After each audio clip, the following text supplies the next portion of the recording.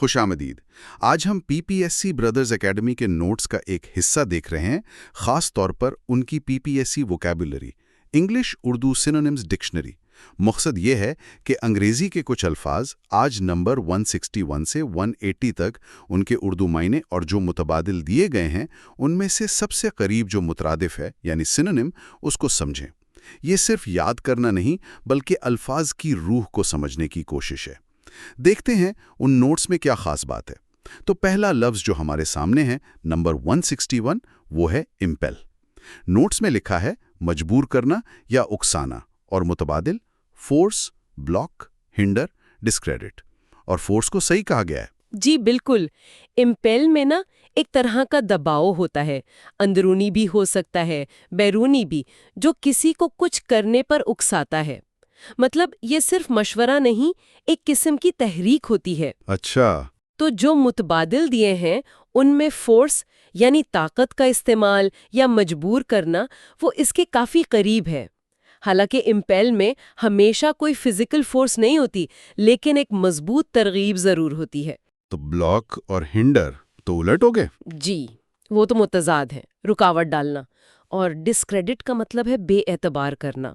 तो हाँ, फोर्स ही यहाँ सबसे मुनासिब लगता है। यानी इम्पेल का जोर अंदरूनी तहरीक पर भी हो सकता है, जैसे ज़मीर की आवाज़। बिल्कुल हो सकता है।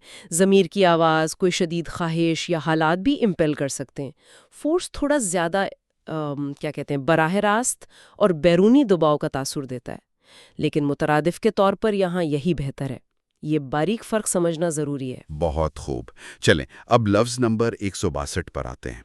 थ्रॉन्ग मतलब दिया है भीड़ या हुजूम, और मुतबादिल गारमेंट, बेल, मास, वेट। यहाँ मास को दुरुस्त माना गया है।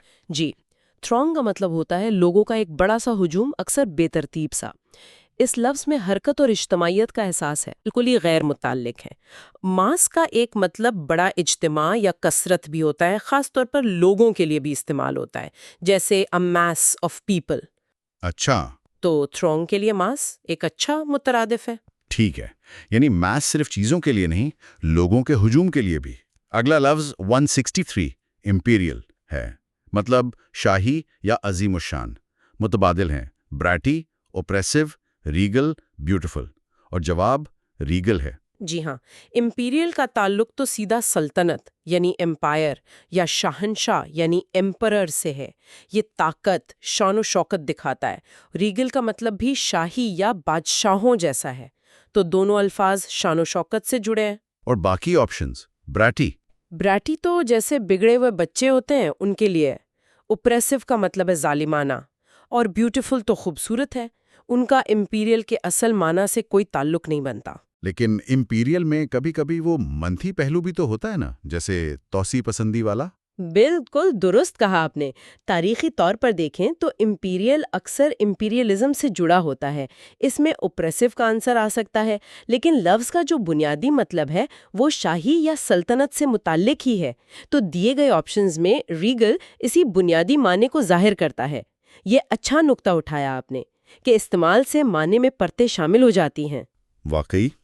अच्छा, अब 164 देखते हैं। डिफ्यूज़ मतलब फैलाना या मुंतशिर करना। मुतबादिल डिफ़िकल्ट, स्कैटर, इनकॉम्प्रिहेंसिबल, अनप्लग। जवाब है स्कैटर। डिफ्यूज का मतलब है किसी चीज का ऐसे फैल जाना वसी इलाके में, जैसे रोशनी पानी में फैलती है या कोई खबर लोगों में, यानी इर्तिकाज खत्म हो जाता है। स्कैटर का मतलब भी है बिखेरना या मुंतशिर करना, जैसे बीज बिखेरना या भीड़ का मुंतशिर हो जाना। तो ये दोनों अल्फाज फैलने या बिखरने को जाहिर करते हैं।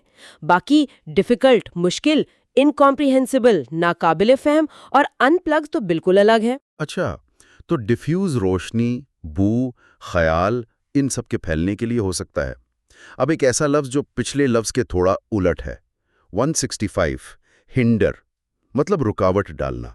मुतबादिल लूज, लूज, डिसअपेयर, चेक। यहाँ चेक को जवाब बताया है।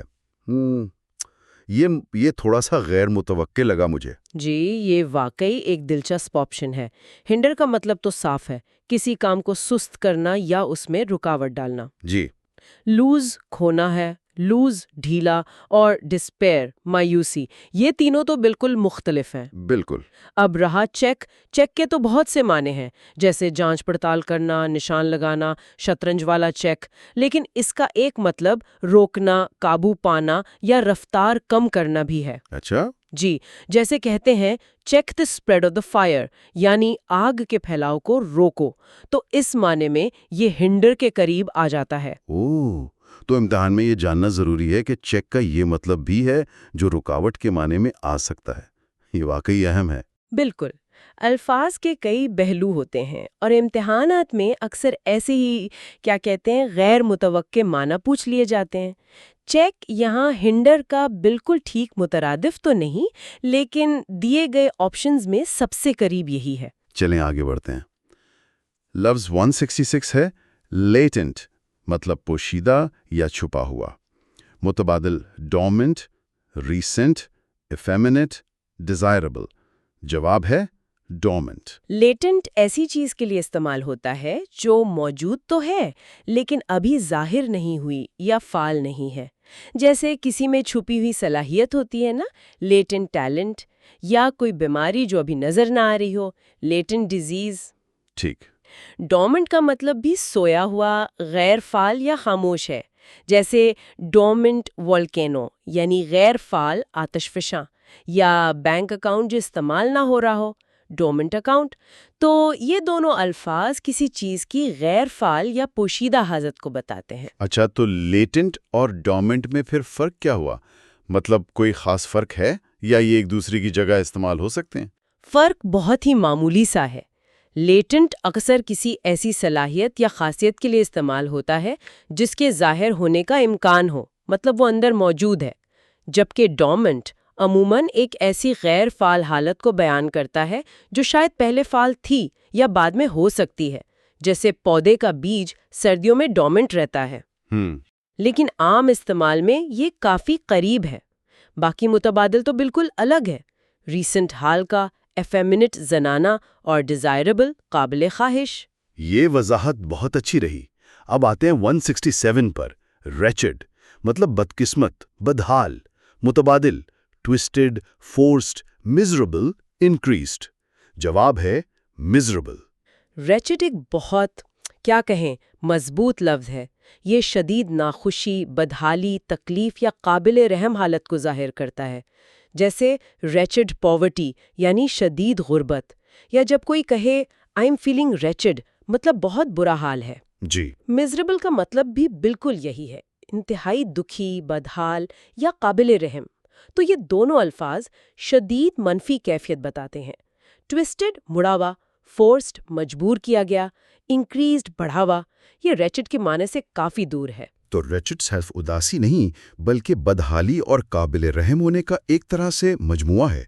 اگلا لفظ ہے 168 ارکسم، یعنی تنگ کرنے والا یا پریشان کن۔ متبادل آؤٹریجس، فیئرسم، امپاورشڈ، انوائنگ۔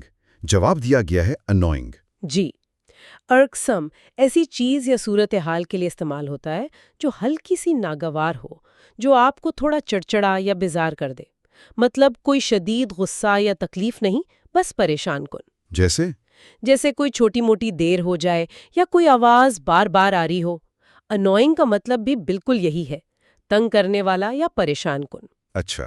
باقی دیکھیں تو آؤٹریجس ناقابل قبول یا شرمناک، فیئرسم خوفناک، اور امپاورشڈ غریب، یہ تینوں ارکسم کی اس ہلکی سی کوفت سے بہت مختلف ہے۔ یہ فرق اہم ہے کہ ارکسم شدید نہیں ہوتا، بس ہلکا مگر مسلسل پریشان کرنے والا۔ ٹھیک، اب آتے ہیں 169 پر، ریگولیٹ، مطلب منظم کرنا، قابو کرنا۔ متبادل ہیں ایون، پولیس، فلو، پوزیشن۔ یہاں نوٹس میں کوئی جواب نشان زد نہیں۔ یہ دلچسپ ہے۔ ریگولیٹ کا مطلب ہے کسی چیز کو قواعد و ضوابط سے چلانا یا کنٹرول کرنا، ترتیب دینا، جیسے حکومت معیشت کو ریگولیٹ کرتی ہے یا کوئی مشین درجہ حرارت ریگولیٹ کرتی ہے۔ جی۔ اب متبادلات دیکھیں، ایون ہموار، فلو بہاؤ، پوزیشن حیثیت، یہ تو سیدھے مترادف نہیں۔ پولیس بطور اسم تو پولیس فورس ہے، لیکن فعل کے طور پر؟ فعل کے طور پر؟ جی، بطور فعل ورب، اس کا مطلب نگرانی کرنا، نظم و ضبط قائم کرنا۔ یا گشت کرنا بھی ہے۔ یہ ریگولیٹ کے قابو کرنے والے پہلو سے تھوڑی سی مشابہت رکھتا ہے، جیسے پولیسنگ دا فائنینشیل مارکیٹس، لیکن عام طور پر یہ مترادف نہیں مانا جاتا۔ تو ممکن ہے کہ ممتحن نے پولیس کو ہی قریب ترین سمجھا ہو سکتا ہے، لیکن یہ مثالی جواب نہیں ہے۔ تو یہ ایک مثال ہے جہاں آپشنز میں کوئی واضح صحیح جواب نہیں مل رہا۔ امتحان دینے والوں کے لیے تو یہ مشکل ہو سکتا ہے۔ بالکل، ایسی صورت میں پھر بہترین ممکنہ آپشن ہی چننا پڑتا ہے، یا بعض اوقات سوال میں ہی تھوڑا ابہام ہوتا ہے۔ چلیں اب 170 دیکھتے ہیں۔ وارنٹ مطلب جائز بنانا، اجازت دینا، متبادل، جسٹیفائی، برو، ہائیڈ، انٹیگریٹی۔ یہاں جسٹیفائی کو صحیح کہا گیا ہے۔ وارنٹ جب فعل کے طور پر استعمال ہوتا ہے تو اس کا مطلب ہوتا ہے کسی عمل، خیال یا فیصلے کو ضروری یا قابل قبول ثابت کرنا، اس کا جواز پیش کرنا۔ مثال کے طور پر جیسے his actions warrant further investigation، مطلب اس کے اعمال مزید تفتیش کا جواز فراہم کرتے ہیں۔ جسٹیفائی کا مطلب بھی یہی ہے، کسی چیز کو صحیح یا معقول ثابت کرنا، تو یہ ایک بہترین مترادف ہے۔ اور باقی برو، ہائیڈ۔ برو تو بل کھودنا ہے، ہائیڈ چھپانا، اور انٹیگریٹی ایمانداری۔ ان کا وارنٹ کے اس معنی سے کوئی تعلق نہیں۔ ٹھیک ہے، یعنی وارنٹ اور جسٹیفائی دونوں کسی چیز کو معقول ثابت کرنے کے لیے ہیں۔ اگلا لفظ 171 پروٹریکٹ مطلب لمبا کرنا، طویل کرنا، متبادل ہائر، فولڈ، ڈیلے، کارنر۔ جواب ڈیلے ہے۔ پروٹریکٹ کا مطلب ہے کسی چیز کو، خاص طور پر کسی کام یا بات چیت کو، معمول سے زیادہ دیر تک جاری رکھنا، اسے کھینچنا، جیسے میٹنگ لمبی ہو جائے، پروٹریکٹ ہو جائے، یا مذاکرات پروٹریکٹ ہو جائے۔ ڈیلے کا مطلب ہے دیر کرنا یا ملتوی کرنا۔ اگرچہ یہ بالکل ایک جیسے تو نہیں، لیکن پروٹریکٹ کرنے میں اکثر ڈیلے یعنی تاخیر کا عنصر شامل ہوتا ہے۔ کسی چیز کو ختم ہونے میں دیر لگ جاتی ہے، تو دیے گئے آپشنز میں ڈیلے ہی قریب ترین ہے۔ باقی تو بالکل ہی الگ ہیں، ہائر، فولڈ، کارنر۔ جی بالکل غیر متعلق ہیں۔ تو پروٹریکٹ میں وقت کو کھینچنے کا مفہوم ہے۔ اب آتے ہیں 172 لیکس پر، مطلب سست، ڈھیلا، متبادل انشور، سلیک، سرونٹ، اسٹرائیو۔ جواب سلیک ہے۔ مطلب بھی ڈھیلا، سست یا غیر محتاط ہوتا ہے، جیسے رسی ڈھیلی ہو تو سلیک روپ، یہ کام میں سستی کرنا، سلیکنگ آف۔ تو لیکس اور سلیک دونوں ڈھیلے پن یا سختی کی کمی کو ظاہر کرتے ہیں۔ انشور یقینی بنانا، سرونٹ ملازم، اسٹرائیو کوشش کرنا۔ یعنی دونوں الفاظ معیار یا کوشش میں کمی کی طرف اشارہ کر رہے ہیں۔ اب 173 ریگر مطلب سختی، شدت، متبادل آسٹیریٹی، روپ، فکس، ایکسس۔ یہاں آسٹیریٹی کو جواب بتایا گیا ہے، یہ بھی تھوڑا سوچنے والا ہے۔ جی ہاں، ریگر کا مطلب ہے انتہائی احتیاط، درستی یا اصولوں کی سختی سے پابندی۔ جیسے سائنسی تحقیق میں ریگر بہت ضروری ہے۔ اس کا ایک اور مطلب شدید مشکلات یا سخت حالات بھی ہے، جیسے the rigors of winter یعنی سردی کی سختیاں۔ اور آسٹیریٹی؟ آسٹیریٹی کا بنیادی مطلب تو سادگی، کفایت شاری یا سخت معاشی پالیسیاں ہیں، لیکن آسٹیریٹی کبھی کبھار طرز زندگی یا نظم و ضبط کی سادگی اور سختی کے معنی میں بھی استعمال ہوتا ہے۔ شاید اسی وجہ سے اسے ریگر کے قریب سمجھا گیا ہے، خاص طور پر جب ریگر کا مطلب سخت حالات یا معیار ہو، لیکن یہ بالکل پرفیکٹ مترادف نہیں ہے۔ باقی آپشنز تو صاف ہیں، روپ، فکس، ایکسس۔ جی وہ تو بالکل الگ ہیں۔ یعنی ریگر کا تعلق معیار کی سختی سے، جبکہ آسٹیریٹی کا زیادہ تر معاشی یا طرز زندگی کی سادگی یا سختی سے۔ یہ باریکی اہم ہے۔ بالکل۔ سیاق و سباق بہت اہم ہوتا ہے۔ اب ہے 174 ڈسکریٹ مطلب الگ، جدا، متبادل لیو، ڈیمنش، اسکوانڈر، ڈسٹنکٹ۔ جواب ڈسٹنکٹ ہے، اور یہ اس دوسرے والے ڈسکریٹ سے مختلف ہے نا، جس کا مطلب محتاط ہوتا ہے۔ آپ نے بالکل صحیح پہچانا، یہ بہت عام غلطی ہوتی ہے۔ ڈسکریٹ آخر میں ای ٹی کا مطلب ہے الگ الگ، انفرادی اکائیاں، جیسے ڈیٹا کے ڈسکریٹ پوائنٹس۔ اچھا۔ ڈسٹنکٹ کا مطلب بھی نمایاں، واضح طور پر الگ یا مختلف ہے، تو یہ ڈسکریٹ کا بہترین مترادف ہے۔ جبکہ وہ جو دوسرا ہے ڈسکریٹ آخر میں ایٹ، اس کا مطلب محتاط، رازدار یا غیر نمایاں ہوتا ہے۔ باقی آپشنز لیو، ڈیمنش۔ لیو چھوڑنا، ڈیمینش کم کرنا اور اسکوانڈر ضائع کرنا، ان کا ڈسکریٹ سے کوئی تعلق نہیں۔ یہ فرق جاننا تو بہت ہی ضروری ہے، اسپیلنگ کا فرق ہے بس۔ اب 175 لسم مطلب لچکدار، پھرتیلا۔ متبادل سلو، آنیسٹ، سپل، ڈل۔ جواب ہے سپل۔ لسم عام طور پر جسم کے لیے استعمال ہوتا ہے، پتلا، لچکدار اور پھرتیلا، جیسے کوئی رقاصہ ہو یا کھلاڑی۔ سپل کا مطلب بھی لچکدار، آسانی سے مڑ جانے والا ہے۔ یہ جسم کے لیے بھی استعمال ہوتا ہے اور کبھی کبھی چیزوں کے لیے بھی، جیسے سپل لیدر۔ تو سپل یہاں بالکل فٹ بیٹھتا ہے۔ جی، بہت موزوں ہے۔ سلو سست، آنیسٹ ایماندار، اور ڈل سست یا بے رونق، یہ تو نہیں ہے۔ یعنی لسم میں لچک کے ساتھ پھرتی کا بھی عنصر ہے۔ اب آتے ہیں 176 پر، مس پرائز مطلب حقارت سے دیکھنا، بے قدری کرنا۔ متبادل ہیں ڈسپائز، ڈی ویلیو، ایرونیس، کووٹ۔ یہاں بھی نوٹس میں کوئی ایک جواب نشان زد نہیں ہے۔ پھر ایک دلچسپ صورتحال آ گئی۔ مس پرائز نسبتاً کم استعمال ہوتا ہے یہ لفظ۔ اس کا مطلب ہے کسی چیز کی قدر نہ کرنا، اسے کم سمجھنا یا حقیر جاننا۔ اب متبادلات کو دیکھیں۔ ڈسپائز کا مطلب ہے شدید نفرت یا حقارت کرنا۔ ڈی ویلیو کا مطلب ہے قدر کم کرنا یا بے قدری کرنا۔ دونوں ہی مس پرائز کے معنی کے قریب ہیں۔ تو فرق کیا ہے؟ ڈسپائز میں جذبات کی شدت یعنی نفرت زیادہ ہے، جبکہ ڈی ویلیو قدر میں کمی پر زیادہ زور دیتا ہے۔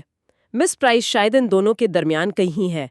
ایرونیس تو غلط ہے اور کووٹ لالچ کرنا۔ تو یہاں بھی انتخاب مشکل ہے۔ شاید ڈی ویلیو عمل پر زور دے رہا ہے اور ڈسپائز جذبے پر، اور مس پرائز میں دونوں کا امتزاج ہو سکتا ہے۔ یہ ایک اچھی تشریح ہے۔ سیاق و سباق سے ہی پتہ چلے گا کہ کون سا پہلو زیادہ اہم ہے۔ آگے بڑھتے ہیں۔ 177 ہے امپیون مطلب شک کرنا، سوال اٹھانا۔ متبادل امپلائی، فریٹ، اسیل، ریکیلسٹرنٹ۔ جواب ہے اسیل۔ یہ بھی کافی طاقتور لفظ لگتا ہے۔ جی ہاں، امپیون کا مطلب ہے کسی کے بیان، دعوے یا دیانتداری پر کھلے عام شک کرنا، اسے چیلنج کرنا، اس کی سچائی پر سوال اٹھانا۔ یہ صرف اختلاف نہیں بلکہ کسی کی ساخت پر یا بیان کی بنیاد پر حملہ ہے۔ اور اسیل؟ اسیل کا بنیادی مطلب تو جسمانی حملہ ہے، لیکن اس کا مجازی استعمال شدید تنقید کرنے، سوالوں کی بوچھار کرنے یا کسی دلیل پر حملہ کرنے کے لیے بھی ہوتا ہے، جیسے assail someone's character۔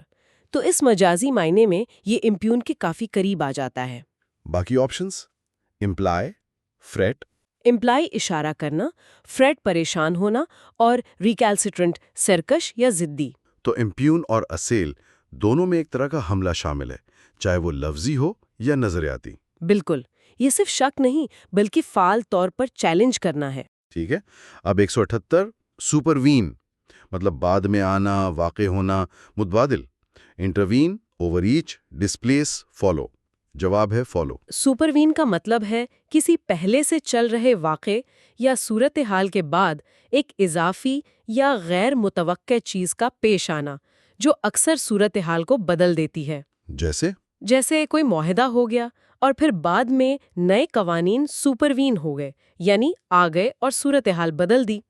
فالو کا مطلب ہے پیچھے آنا یا کسی چیز کے نتیجے میں واقع ہونا۔ تو یہ قریب ترین ہے۔ جی، اگرچہ سپروین میں وہ غیر متوقع یا اضافی ہونے کا پہلو زیادہ ہے، لیکن فالو دیے گئے آپشنز میں سب سے قریب ہے کیونکہ یہ بعد میں آنے کے معنی کو ظاہر کرتا ہے۔ انٹروین مداخلت کرنا، اوور ریچ حد سے بڑھنا، اور ڈسپلیس بے دخل کرنا۔ یعنی سپروین میں فالو سے کچھ زیادہ ہے، ایک طرح کی غیر متوقع مداخلت جو بعد میں آتی ہے۔ جی، اس میں اکثر ایک پیچیدگی یا تبدیلی کا عنصر شامل ہوتا ہے۔ سمجھ گیا۔ اب آخری دو الفاظ 179 ہیں ایگزیجنٹ مطلب ضروری، فوری۔ متبادل ارجنٹ، ٹریٹیز، مائزر۔ ایکسپیڈینٹ، جواب تو صاف ہے ارجنٹ۔ بالکل، ایگزیجنٹ کا مطلب ہے فوری توجہ یا کارروائی کا مطالبہ کرنے والا۔ یہ ایسی صورتحال یا ضرورت بتاتا ہے جسے نظر انداز نہیں کیا جا سکتا، جیسے ایگزیجنٹ سرکمسٹانسز یعنی فوری توجہ طلب حالات۔ اور ارجنٹ؟ ارجنٹ کا مطلب بھی فوری، اشد ضروری ہے۔ یہ دونوں الفاظ وقت کی تنگی اور اہمیت پر زور دیتے ہیں۔ ٹریٹیز علمی مقالہ، مائزر کنجوس اور ایکسپیرینٹ اگرچہ مناسب یا فائدہ مند ہو سکتا ہے، لیکن اس میں وہ فوری ضرورت کا احساس نہیں جو ایگزیجنٹ یا ارجنٹ میں ہے۔ یہ تو بالکل واضح تھا۔ اور آخر میں نمبر 180 فروڈ، مطلب پرجوش، گرم، متبادل ڈیلائٹفل، ڈیفیکلٹ، آبسٹینٹ، آرڈنٹ۔ جواب آرڈنٹ فرورڈ شدید جذبات، جوش و خروش یا عقیدت کو ظاہر کرتا ہے، ایسے جیسے جلتا ہوا جوش ہو، جیسے فرورڈ پیٹریوٹزم یعنی پرجوش حب الوطنی، یا فرورڈ سپورٹر یعنی پرجوش حامی۔ آرڈنٹ کا مطلب بھی پرجوش، سرگرم، شدید جذبے والا ہے۔ یہ دونوں الفاظ گہرے اور پرجوش احساسات کے لیے استعمال ہوتے ہیں۔ ڈیلائٹفل خوشگوار، ڈیفیکلٹ مشکل، اور آبسٹینٹ ضدی، ان کا فرورڈ کے جوش سے کوئی تعلق نہیں۔ تو فرورڈ اور آرڈنٹ دونوں ہی شدید مثبت جذبے کی عکاسی کرتے ہیں۔ جی ہاں، بالکل، دونوں بہت مضبوط اور مثبت جذبات کو بیان کرتے ہیں۔ تو یہ تھے P P S C brothers academy کے نوٹ سے 20 الفاظ۔ ہم نے نہ صرف معنی اور مترادفات دیکھے بلکہ ان کے استعمال کی باریکیوں پر بھی بات کی، اور کہیں کہیں آپشنز میں جو تھوڑا ابہام تھا اس پر بھی۔ امید ہے اس گہرائی میں جانے سے یہ الفاظ زیادہ بہتر طور پر سمجھ آئے ہوں گے۔ یقیناً، اور اس پوری مشق سے ایک بات واضح ہوتی ہے کہ مترادف کا مطلب ہمیشہ برابر نہیں ہوتا۔ ہر لفظ کا اپنا ایک ایک خاص ذائقہ ہوتا ہے، ایک خاص استعمال ہوتا ہے۔ جی بالکل۔ جیسے امپیل اور فورس، لیٹنٹ اور ڈومنٹ، ریگر اور آسٹیرٹی، امپیون اور اسیل۔ ان جوڑوں میں معنی قریب ضرور ہیں لیکن ایک جیسے نہیں۔ ان باریکیوں کو سمجھنا ہی اصل میں زبان پر عبور حاصل کرنا ہے۔ ختمی غور طلب نکتہ: جب ہم ان مترادفات اور ان کے درمیان کے ان چھوٹے چھوٹے فرقوں پر غور کرتے ہیں تو ایک سوال ذہن میں آتا ہے، کیا معنی کی یہ باریکیاں جیسے لیٹنٹ بمقابلہ ڈومنٹ یا امپیل بمقابلہ فورس کو سمجھنا ہمیشہ ہمارے ابلاغ کو، ہماری بات چیت کو بہتر بناتا ہے؟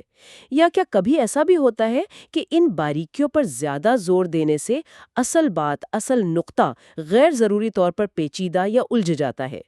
زبان کی خوبصورتی اور اس کا چیلنج شاید اسی توازن میں ہے۔ اس دلچسپ لسانی کھوج میں ہمارے ساتھ رہنے کا بہت شکریہ۔